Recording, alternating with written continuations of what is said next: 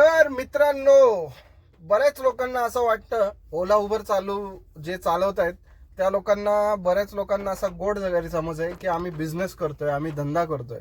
तर असं काही नाही मित्रांनो, तुम्ही फक्त आणि फक्त गुलामी करतात आत्ताच्या तारखेला. आणि पहिलं पण तेच होतं. कारण जसं नोकरीमध्ये तुमची सॅलरी आणि तुमचं इन्कम ही कंपनी ठरवत असते, तसंच ओला उबरमध्ये पण आहे. जे काय नोकऱ्या सोडून लोकांनी गाड्या घेऊन बिझनेस करतायत, बिझनेस एवढे मोठे मोठे शब्द वापरून जे लोक काम करतायत, ते मित्रांनो मला असं म्हणायचंय त्या लोकांनी ना खूप गोड गैरसमज होतात. तुम्ही कुठे ना कुठे नोकरी करतायत, ते जेव्हा काम दिलं बरं, नोकरीमध्ये एक बरं असतं जर कुठल्या कंपनीत काम करत असाल तर, की तुम्हाला फिक्स सॅलरी भेटते.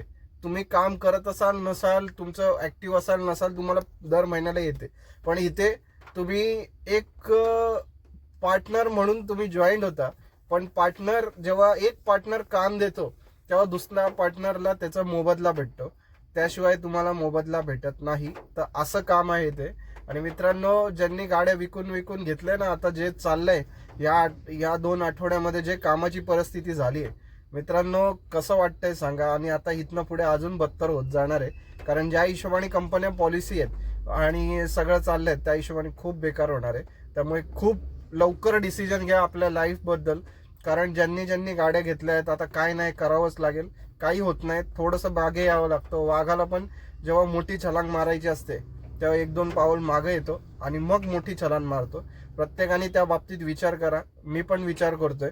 कारण आपण जर मोठा फ्युचर घेऊन चाललोय तर ह्याच्यामध्ये अडकून मतलब नाही.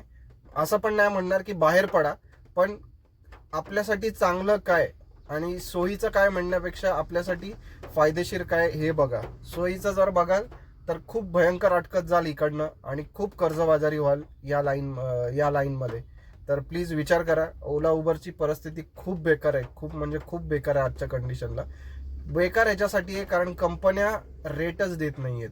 आणि ज्या दिवशी रेट द्यायला चालू होतील ना, त्या दिवशी अजून बका बका गाड्या बाहेर निघतील. परत तेच होणार, कॉम्पिटिशन वाढणार, ट्रिप्स कमी होणार. त्यामुळे खूप डेंजर परिस्थिती आहे. विचार करा आता.